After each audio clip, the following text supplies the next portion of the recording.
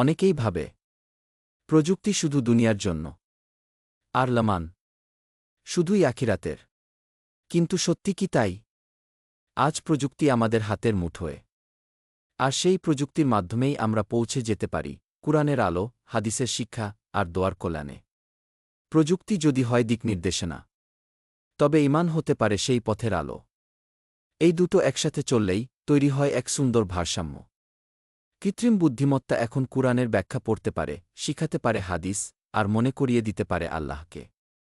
এই পেজে ইমান উইথ আমরা চেষ্টা করি প্রযুক্তিকে ব্যবহার করে ছড়িয়ে দিতে ঈমানের বার্তা।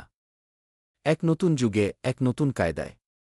তাই আসুন একসাথে যাত্রা শুরু করি, যেখানে প্রযুক্তি আমাদের বাহন আর ঈমান আমাদের দিকনির্দেশক।